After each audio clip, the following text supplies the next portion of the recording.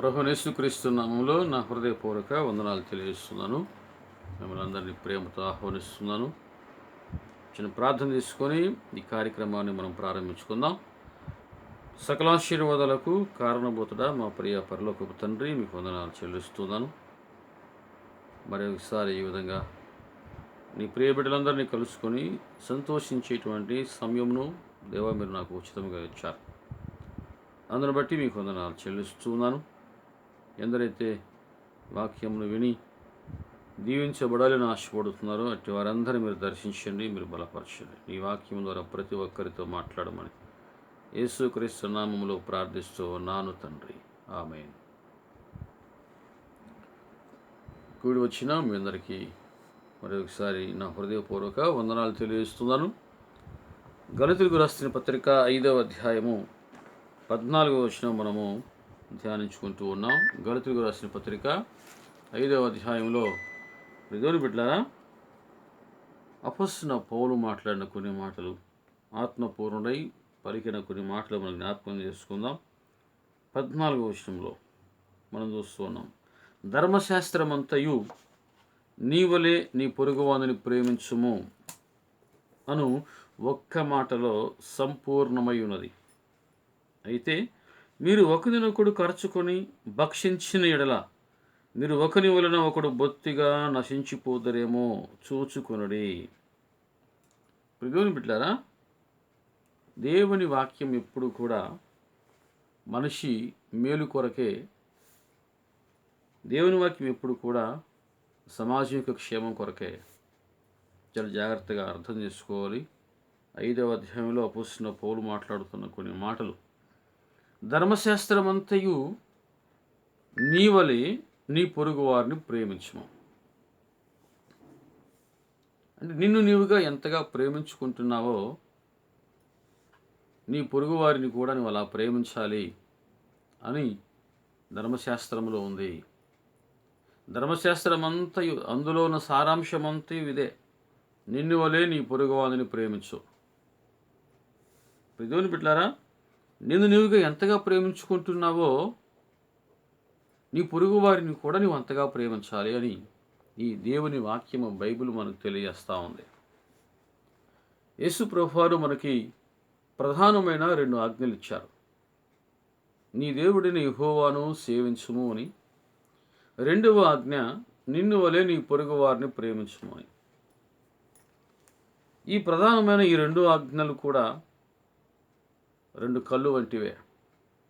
దేవుని బిడ్డలారా, మనం అందరం కూడా ఈ 2 ఆజ్ఞలు గనక అర్థం చేసుకొని ఈ ఆజ్ఞల మార్గంలో మనం నడుచుకుంటే మనకి గొప్ప దీవెన, చాలా నెమ్మది కూడా ఉంటుంది. నిన్ను వలె నీ పొరుగువానిని ప్రేమించుము అంటే దేవుడు ఎంత ప్రేమ గలవాడంటే ఈ మాటలు నువ్వు అర్థం చేసుకోవచ్చు. యేసు ప్రభువారి బోధ కూడా ఇదే. ప్రపంచంలో యేసుని మించిన బోధకుడికి ఎవరు కూడా లేరు అనేది నా నమ్మకం. ఎందుకంటే ఆయన ఏది బోధించాడో అదే ఆయన చేశాడు, అది మనకు నేర్పించాడు. నిన్ను వలె నీ పొరుగువానిని ప్రేమించుము అని ఒక్క మాటలో ధర్మశాస్త్రమంతయు సంపూర్ణమై ఉన్నది. ఒక్క మాటలో నిన్ను వలె నీ పొరుగువానిని ప్రేమించు. ఎందుకంటే ఇప్పుడు దేవుని బిడ్డరా, నీ పొరుగువాడు దేవుని పోలికలో ఉన్నాడు అనే విషయం మర్చిపోవద్దు. దేవుని స్వరూపంలో ఉన్నాడు, దేవుని పోలికలో ఉన్నాడు నీ పొరుగువాడు. నీ పొరుగువారిని నువ్వు ప్రేమిస్తే దేవునిని నువ్వు ప్రేమించినట్లే. దేవుని బిడ్డలారా, మనం చూస్తూ ఉన్నాం. ఇప్పుడు ఈనాడు మనం అందరం కూడా స్వాతంత్ర దినోత్సవం కూడా జరుపుకుంటూ ఉన్నాం. దేవుని బిడ్డలారా, దేశభక్తి అంటే ఏమిటో తెలుసా? దేశభక్తి అంటే గురిజాడ అప్పారావు గారు కూడా చక్కటి మాట చెప్పారు.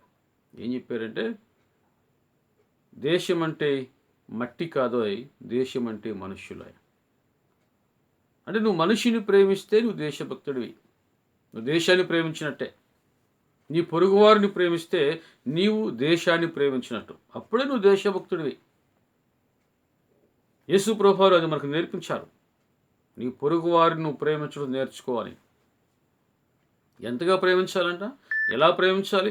నిన్ను నీవుగా ఎంతగా ప్రేమించుకుంటున్నావో నీ పొరుగు వారిని కూడా నువ్వు అలా ప్రేమించాలి. అది ఈ వాక్య సారాంశము. ఆదికాండం నుంచి ప్రకటన గ్రంథం వరకు ఉన్న ప్రతి మాటలో కూడా పొరుగువారిని ప్రేమించుము అనే ఒక మాట దాగి ఉంటుంది. నిన్ను వలె నీ పొరుగువారిని ప్రేమించడం నేర్చుకుంటే నువ్వు దేశాన్ని ప్రేమించినట్టు. అతడు సామాన్యుడా, పేదవాడా, ధనికుడా, ఐశ్వర్యవంతుడా, ఉద్యోగస్తుడా, నిరుద్యోగినా, వారు ఎవరైనా సరే కావచ్చు.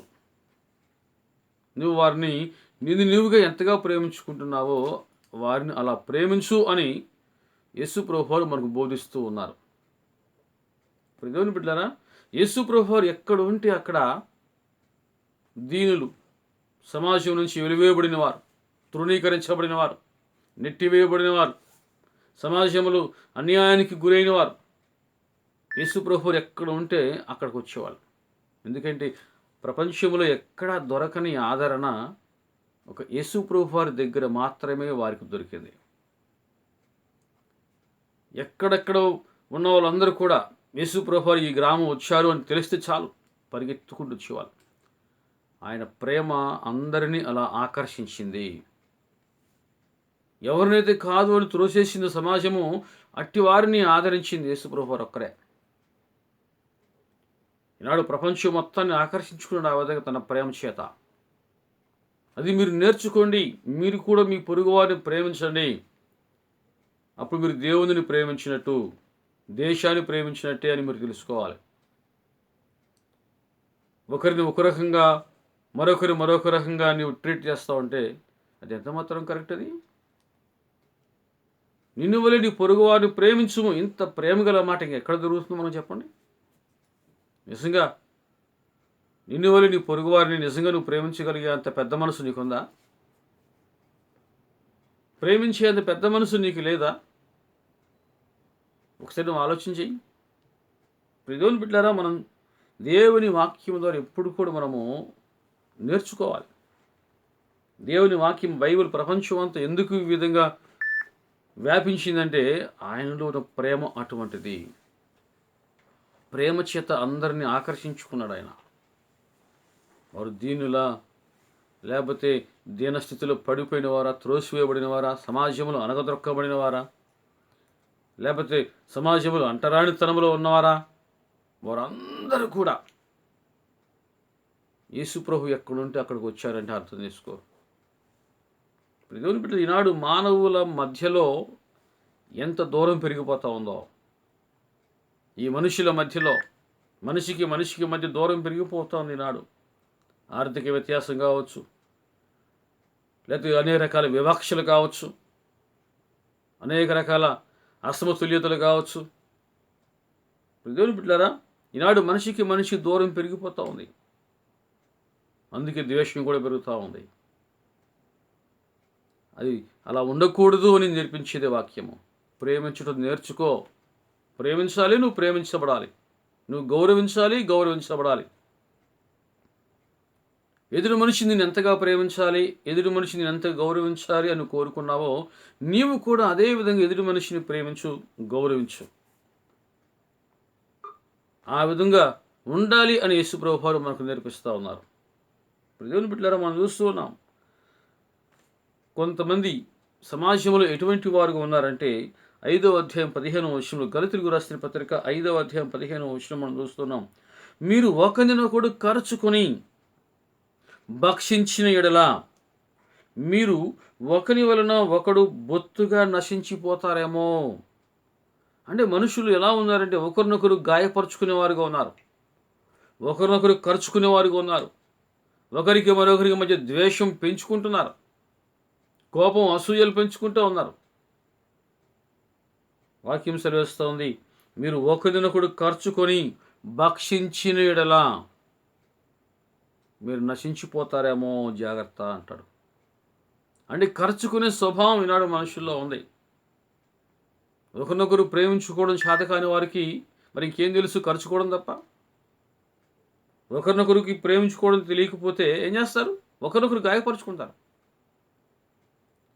ఈ విధంగా దేవుని బిడ్డలారా, మనుషులకు మధ్యలో ఇటువంటి స్వభావాలు వచ్చేస్తూ ఉన్నాయి.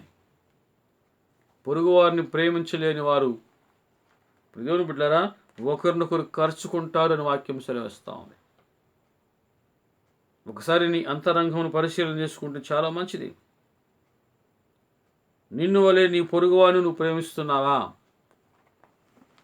యోహాను పత్రికలో మనం చూస్తున్నాం. మొదటి యోహాను రాసిన పత్రికలో 4వ అధ్యాయంలో దేవుని బిడ్డలారా అపోస్తులైన యోహాను గారు మాట్లాడుతూ 20వ వచనంలో ఈ విధంగా అంటాడు, ఎవడైనను నేను దేవుని ప్రేమించుచున్నాను అని చెప్పి తన సహోదరుని ద్వేషించిన ఎడల అతడు అబద్ధీకుడగును.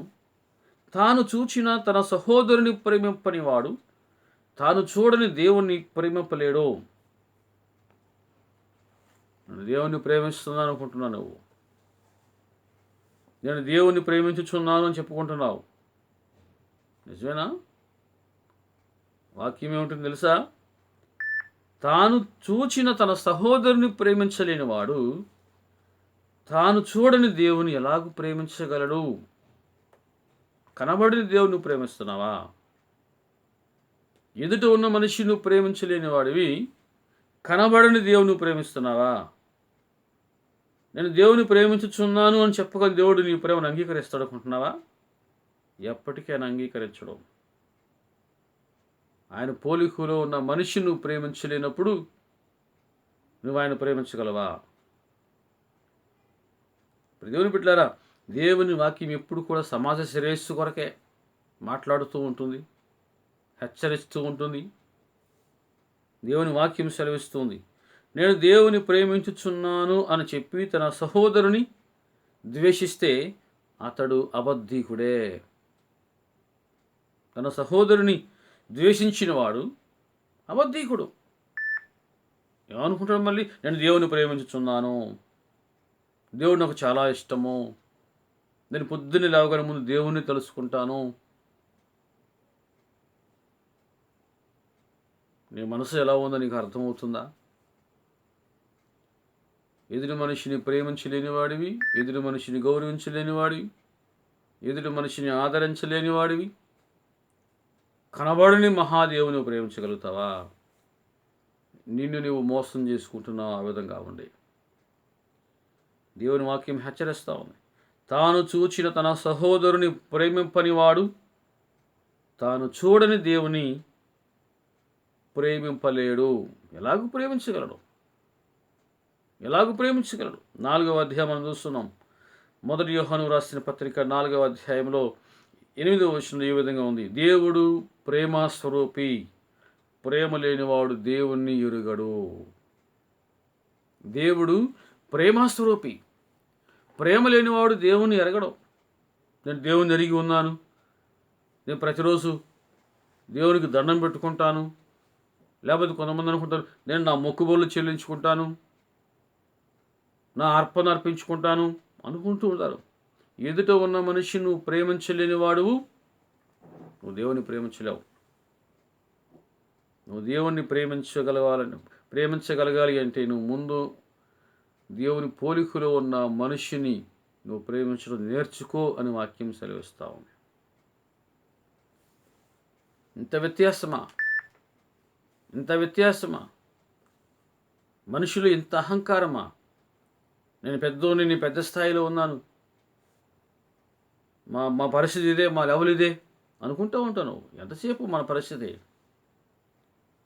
ఇంత అతిశయమో నీకు? అది ఎంత మాత్రం కూడా మంచిది కాదు అని వాక్యము హెచ్చరిస్తూ ఉంది. నిన్ను వలె నీ పొరుగు వారిని ప్రేమించుము. మనం చూస్తున్న గొలతీయులకు రాసిన పత్రిక 5వ అధ్యాయం 15వ వచనంలో, మీరు ఒకరినొకడు ఖర్చుకొని భక్షించుకునే పరిస్థితిలో ఉంటే చాలా జాగ్రత్త, మీరు నష్టపోతారు అంటాడు. మనుషుల మధ్య నాడు విషపు గుళికలు వేసేవాళ్ళు ఉన్నారు, విషపు విత్తనాలు వేసేవాళ్ళు ఉన్నారు, మనసులలో విషాన్ని నింపేవాళ్ళు ఉన్నారు, ద్వేషాన్ని నింపేవాళ్ళు ఉన్నారు. అటువంటి వారు కూడా అనుకుంటున్నారు మేము కూడా దేశభక్తులమే అనుకుంటున్నారు. అసలు దేశభక్తి నీకు అర్థం తెలుసా? దేశం అంటే మట్టి కాదో, దేశం అంటే మనుష్యులే అన్నారు. దేశము ప్రేమించుమన్నా, మంచి అనేది పెంచుమన్నా అన్నారు. దేవుని బిడ్డలారా, ఈనాడు నిజంగా నువ్వు ఎంతమందిని ఎలా నువ్వు ప్రేమించగలుగుతూ ఉన్నావు? ప్రేమించకపోగా నువ్వు ఎలాంటి స్థితిలో ఉన్నావంటే, కరిచే స్థితిలో ఉన్నావేమో, ఎదుటి మనిషిని గాయపరిచే స్థితిలో ఉన్నావేమో, ఎదుటి మనిషిని దుఃఖపెట్టే స్థితిలో నువ్వు ఉన్నావేమో, ఎదుటి మనిషికి నష్టం తీసుకొచ్చే స్థితిలో నువ్వు ఉన్నావేమో, ఎదుటి మనిషికి అన్యాయం చేసే స్థితిలో నువ్వు ఉన్నావేమో. నువ్వు దేవుని ప్రేమించలేవు అట్లాంటి స్థితిలో నువ్వు ఉంటే. దేవుని దయ నీకు కావాలంటే ఖచ్చితంగా నీ పోలికలో ఉన్న మనిషి, దేవుని పోలికలో ఉన్న మనిషి నీ ఎదుట ఉన్నాడు. ఆ ఎదుట ఉన్న మనిషి నువ్వు ప్రేమించు, నేర్చుకో, ప్రేమించు. యేసు ప్రభువు అంటున్నారు, నశించిన దానిని వెదకి రక్షించుటకు మనిషి కుమారుడు ఈ లోకానికి వచ్చాడు. సమాజంలో ఇప్పటికీ ఎంతోమంది తృణీకరించబడిన స్థితిలో ఉన్నారు. ఇప్పటికీ గౌరవం లేని స్థితిలో ఉన్నవారు చాలామంది ఉన్నారు. మనిషిని మనిషిగా ప్రేమించలేని వాడు నువ్వు. కొందరు చూస్తూ ఉంటావు దేవుని బిడ్డలారా, ఇంట్లో పెంచుకునేటువంటి జంతువుకి ఇచ్చే విలువ కూడా సాటి మనిషికి నువ్వు ఇవ్వలేకపోతున్నావు. జంతువుకి ఇచ్చే విలువను కూడా నువ్వు మనిషికి ఇవ్వలేకపోతున్నావు. నీకు ఎటువంటి భక్తి ఉందంటావు? ఎటువంటి భక్తి నీకుంది? ఎటువంటి మనసు నీకుంది? ఎటువంటి మనసు నీకుంది? ఎటువంటి భక్తి నీకుంది? ఇంట్లో పెంచుకుని జంతువుకు ఉన్నావంట విలువ కూడా నువ్వు సాటి మనిషి ఇవ్వలేకపోతున్నావు అంటే నువ్వు అర్పించే మొక్కుబోలు దేవుడు ఒప్పుకుంటాడు అనుకుంటున్నావా? ఎప్పుడు అలాగ నువ్వు భ్రమంలో ఉండొద్దు. వాక్యం సెలవేస్తుంది, మీరు ఒకరినొకడు ఖర్చుకొని భక్షించిన ఎడల మీరు ఒకరి వలన ఒకడు బొత్తిగా నశించిపోతారేమో, జాగ్రత్తగా చూచుకొనుడి. జాగ్రత్తగా చూచుకోవాలని వాక్యము హెచ్చరిస్తూ ఉంది. దేవుని బిడ్డలారా, ఈనాడు మనుషులకు ఇదే ఉంది. మనిషికి మధ్య దూరం పెరిగిపోతూ ఉంది. దేవుడు ఎంతో ప్రేమ కలిగినవాడు. అటువంటి ప్రేమను నువ్వు పంచినప్పుడే కదా నిన్ను నలుగురు మెచ్చుకునేది, నలుగురు నిన్ను గౌరవించేది. ఆ ప్రేమను పంచడం నీ చేత కావట్లేదేమో. సాటి మనిషిగా నువ్వు సాటి మనిషిని ప్రేమించడం నేర్చుకోని వాక్యం హెచ్చరిస్తా ఉంది. దేవుని బిడ్డారా, నిన్ను వలె నీ పొరుగువాని ప్రేమించుము అను ఒక్క మాటలో ధర్మశాస్త్రం అంతయు సంపూర్ణమై ఉన్నది. దేవుడు ఎప్పుడు కూడా ఇదే విధంగా మనకు నేర్పిస్తున్నాడు. ముందు నీవు నీ తోటి మనిషిని ప్రేమించు, నీ తోటి మనిషిని ప్రేమించు. మనిషిని ప్రేమించటమే దేశభక్తి. గుర్తుపెట్టుకునే మాట. ఆ మనిషి ఎటువంటి వాడు? నీకంటే తక్కువవాడా? నీకంటే ఎక్కువ ఉన్నవాడా? లేకపోతే నీతో పాటు సమానంగా ఉన్నవాడా? విద్య ఉన్నవాడా? విద్య లేనివాడా? ఎవరైనా సరే కావచ్చు. నువ్వు మనిషిని ప్రేమించినప్పుడే నీకు దేశభక్తి ఉన్నట్టు. దేవుని బిడ్డలారా, సాటి మనిషిగా నేను నా దేశానికి ఏం చేస్తున్నాను అన్నది ఆలోచించేయి. అందరూ నా సహోదరులే అంటావు, అందరూ నా సహోదరులే అంటావు. నిజంగా అటువంటి మనసు నీకుందా? అంత పెద్ద మనసు, అంత పెద్ద మనసు నీకుందా? ఏదో ప్రతిజ్ఞ చేయాలి కాబట్టి ప్రతిజ్ఞ చేస్తున్నావు అనుకుంటున్నావేమో. అటువంటి అంత పెద్ద మనసు నీకున్నప్పుడే నీలో వ్యక్తిత్వ వికాసం అని కనబడుతూ ఉంటుంది. దేవుని వాక్యం మధ్య మనకు నేర్పిస్తూ ఉంది. ఎబ్రిలకు రాసిన పత్రిక 13వ అధ్యాయంలో ఒక మాట మనం జ్ఞాపకం చేసుకుంటూ ఉన్నాం. 13వ అధ్యాయం 1వ వచనంలో, సహోదర ప్రేమ నిలువరముగా ఉండవలెను. సహోదర ప్రేమ నిలకడగా ఉండాలి. వాక్యం ఇదే మనకు నేర్పిస్తూ ఉంది. అందరూ నా సహోదరులే అంటావు, ఆ కాసేపునా లేకపోతే ప్రతి క్షణం అంతేనా? సహోదర ప్రేమ నిలకడగా ఉండవలెను అని వాక్యము సెలవిస్తూ ఉంది. అటువంటి సహోదరునిగా నువ్వు ఉండగలుగుతావా? అటువంటి సహోదరికి నువ్వు ఉండగలుగుతున్నావా? ప్రేమ అంటే వెంటనే అందరికీ నువ్వు గుర్తుకొచ్చే అంత ఇదిగా నువ్వు ఉంటున్నావా? ఆ విధంగా నువ్వు ఉంటే మంచిదే. దేవుని వాక్యం అదే మనకు నేర్పిస్తూ ఉంది. సహోదర ప్రేమ నిలకడగా ఉండవలెను. దేశం చాలా మంచిది. దేవుడు మనకి చక్కటి దేశాన్ని మనకిచ్చాడు. ఆహ్లాదకరమైన దేశాన్ని, చక్కటి దేశాన్ని దేవుడు మనకిచ్చాడు. ఎంత మంచి దేశంలో మనం ఉన్నామో. మరి నువ్వు అంత మంచోడిగా ఉన్నావా? నువ్వు అంత మంచి మనిషిగా ఉండగలుగుతున్నావా? అంత మంచి మనిషిగా ఉంటే మంచిదే. దేవుడు మనల్ని ప్రేమించి మంచి దేశాన్ని మనకి ఇచ్చాడు. మంచి దేశంలో మనం పుట్టాం. ఎంత అదృష్టమో. అంత మంచి మనిషిగా నువ్వు ఉంటే మంచిది. నీకు అటువంటి మంచి బుద్ధి నీకు ఉంటే మంచిది. అటువంటి మనస్సు నీకుంటే మంచిది. దేవుని బిడ్డలారా, దేవుని వాక్యం అదే మనకు నేర్పిస్తాం. నువ్వు మంచి మనిషిగా ఉండాలి అని, అందరిని ప్రేమించాలని, మంచి అనేది ఏదో పెంచాలని, అది నీ ద్వారా ఆరంభం అవ్వాలని దేవుడు మనకు నేర్పిస్తూ ఉన్నాడు. నీ పొరుగు వారిని నువ్వు ప్రేమించుము. నిన్ను వలె నీ పొరుగు వారిని ప్రేమించుము. ప్రేమించే మనస్సు నీకు ఉండాలి ప్రియ దేవుని బిడ్డ. ఎవరైనా సరి కావచ్చు, నువ్వెవరో సరి కావచ్చు. కనబడని దేవుడు అంటున్నాడు. నువ్వు కనబడని దేవుని ప్రేమిస్తున్నావు కదా. కనబడని దేవుడు అంటున్నాడు, నిన్ను వలె నీ పొరుగు వారిని ప్రేమించు. నువ్వు మనిషిని ప్రేమిస్తే దేవుని ప్రేమించినట్టే. వాక్యం అదే మనకు నేర్పిస్తూ ఉంది.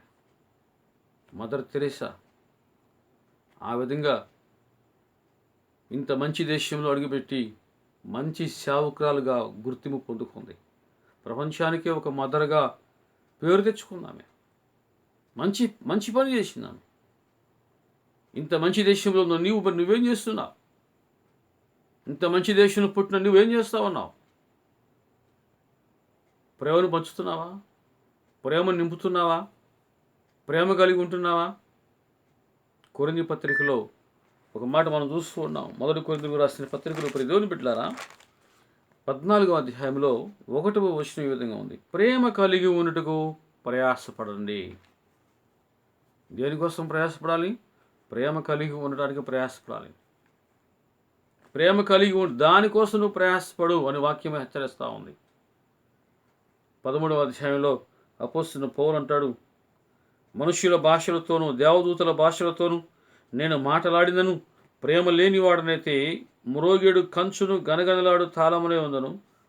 ప్రవచించు కృపావరము కలిగి మర్మములన్నయు జ్ఞానమంతయు ఎరిగిన వాడనైనను కొండలను పెకిలింపగల పరిపూర్ణ విశ్వాసం గలవాడనైనను ప్రేమ లేనివాడనైతే నేను వ్యర్థుడను. పేదల పోషణ కొరకు నా ఆస్తి అంతయు ఇచ్చినను, కాల్చబడుటకు నా శరీరమును అప్పగించినను ప్రేమ లేని వాడనైతే నాకు ప్రయోజనమేమీ లేదు. దేవుని బిడ్డలారా,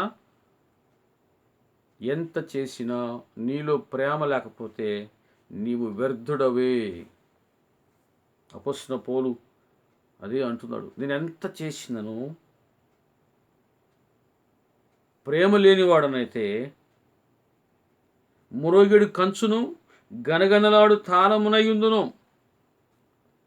ప్రేమ లేనివాడనైతే నేను వ్యర్థుడనే. అంగీకరించగలవా నువ్వు? ఆ విధంగా నువ్వు అంగీకరించగలవా? నిజాన్ని ఒప్పుకోవాలి. నువ్వు సమాజంలో నువ్వు ఎంత డిగ్నిటీగా ఉన్నా సరే, ఎంత పెద్ద స్థాయిలో నువ్వు ఉన్నా సరే, ప్రేమ లేని వాడవైతే నువ్వు వ్యర్థుడవే. నీ జీవితం వ్యర్థమే. నీ కోసం నువ్వు బతితో ఉపయోగం ఏముంది? 10 మందికి ఉపయోగపడు. నీ అవసరానికి మించి, నీ కోరికలకు మించి ఉన్నటువంటి ఆస్తి నువ్వేం చేసుకుంటావు? దేశమును ప్రేమించుమన్నా, మంచి అన్నది పెంచుమన్నా అని ఎంత చక్కటి మాటలు ఉన్నాయి మనకి. అపోస్తలుడైన పౌలు అంటాడు, నా ఆస్తి అంతయు ఇచ్చినను ప్రేమ లేని వాడనైతే నేను వ్యర్థుడనే అంటున్నాడు. దేవుని బిడ్డలారా, ప్రేమ కలిగి ఉండటానికి ప్రయాసపడండి. ఒక పేదవాడిని లేకపోతే నీకుండి తక్కువ ఉన్నవాడిని చిచి చిచి అన్నట్టుగా నువ్వు అడగకపోతే ఆ ఆలోచన ధోరణి, ఆ మనసే మంచిది కాదు. అసలు ఆ మనసే మంచిది కాదు. అటువంటి మనసును కలిగి ఉందని విడిచిపెట్టు. ప్రేమించే మనసు తెచ్చుకో. దేవుని అడుగు, అయ్యా అందరినీ ప్రేమించాలయ్యా, అందరినీ నేను ప్రేమించాలని అడుగు దేవుని. దేవుని బిడ్డలారా, నిన్ను నీవుగా ఎంతగా ప్రేమించుకుంటున్నావో నీ తోటి వారిని అంతగా ప్రేమించు అని బోధించిన నా యేసయ్య, ఆయన బోధకు నేను ఆకర్షించబడితేని, ఆయన మించిన బోధకుడు ఎవరు లేరని నమ్ముతూ ఉన్నా. ఈరోజు అటువంటి బోధకుడు మనకిచ్చిన ఒక ఆజ్ఞ, నిన్ను వలె నీ పొరుగు వారిని ప్రేమించుము. నిన్ను వలె నీ పొరుగు వారిని ప్రేమించుము. ప్రేమ లేనివాడు దేవుని ఎరుగడు. దేవుని బిడ్డలారా, దేవుని వాక్యం ఇదే మనకు నేర్పిస్తూ ఉంది. ఈ ప్రామాణిక గ్రంథమును, ఈ సత్య గ్రంథాన్ని అర్థం చేసుకోనిక చాలామంది మూర్ఖులు వక్ర భాష్యం పలుకుతూ వంకర బుద్ధితో ఆలోచించి మనస్సులో విషాన్ని నింపుకుంటున్నారు. దేవునికి ఏమి నష్టం లేదు. దేవునికి ఏమి నష్టం లేదు. దేవుని బిడ్డలారా, అటువంటి ఆ వంకర బుద్ధి ఏదైతే ఉందో అని తీసేసుకొని చక్కగా దేవుని వాక్యాన్ని అర్థం చేసుకుంటే నువ్వు ధన్యుడు అవుతావు. ప్రేమించు, నీ తోటి వారిని ప్రేమించు. నీ పొరుగు వారికి తోడుగా ఉండు. కష్ట సుఖాలు పాలు పంచుకోండి. ఒకరినొకరు ప్రోత్సహించుకోండి. ఒకరికి ఒకరు తోడుగా ఉండండి అని నేర్పించేది ఈ వాక్యము. ఎవరైతే అవసరతలో ఉన్నారో చేతనంత మట్టుకు వారికి సహాయం చేయండి అని నేర్పించేది ఈ వాక్యము. అందుకే ప్రపంచంలో సేవ చేసే విషయంలో దేవుని బిడ్డలు ముందున్నారు. నువ్వు ఎటువంటి మనసు కలిగి సేవ చేస్తున్నావో తెలియదు. దేవుని మనసు కలిగి సేవ చేస్తే నువ్వు దీవించబడతావు. దుర్బుద్ధితో దురాలోచన కలిగి ఉండకూడదు. దేవుని బిడ్డలారా, దేవుని మనసు కలిగి ప్రేమించటం నేర్చుకుంటే నువ్వు ప్రేమించబడతావు. గౌరవించటం నేర్చుకుంటే నువ్వు గౌరవించబడతావు. దేవుడు అట్టి గౌరవమును నీకు ఇస్తాడు. పెద్దరికం సంపాదించుకో. ప్రేమించినప్పుడే నీకు పెద్దరికం ఉంటుంది. ఇటువంటి వ్యక్తిని సరే మంచిగా పలకరించు, ప్రేమగా మాట్లాడు, గౌరవం ఇచ్చి వారితో కొంతసేపు సంభాషించు. అది నీకు విలువ. అదే వాక్యం మనకు నేర్పిస్తాను. దేవుని బిడ్డలారా, నిన్ను వలె నీ పొరుగు వారిని ప్రేమించుము అని ఒక్క మాటలో ధర్మశాస్త్రం అంతయు సంపూర్ణమై ఉన్నది. ప్రార్థన చేసుకుందాం. మహాపరిశుద్ధుడా, మహిమగల తండ్రి, మీకు వందనాలు చెల్లిస్తున్నాను. ఎత్తబడిన ఈ మాటలు ఎందరైతే వింటూ ఉన్నారో వారి హృదయంలో ఫలించినట్టు మీరు సహాయం చేయండి. మంచి మనస్సు కలిగి ఆలోచించుటకు, అర్థం చేసుకుంటాను సహాయం చేయమని, ప్రతి బిడ్డకు కావలసిన నీ కృప దయచేయమని, ప్రతి బిడ్డకు మీరు తోడుగా ఉండమని యేసుక్రీస్తు నామంలో ప్రార్థిస్తూ ఉన్నాను తండ్రి. ఆమేన్. దేవుని బిడ్డలారా, మరి ఒకసారి మీ అందరికీ నా హృదయపూర్వక వందనాలు తెలియజేస్తున్నాను. ఈ కార్యక్రమం మీకు నచ్చినట్లయితే అనేకులకు షేర్ చేయండి, సబ్స్క్రైబ్ చేయండి. అనేకులకు దేవునికరంగా ఉండండి. దేవుడు మిమ్మును, మీ కుటుంబములను సమృద్ధిగా దీవించునుగాక. ఆమేన్.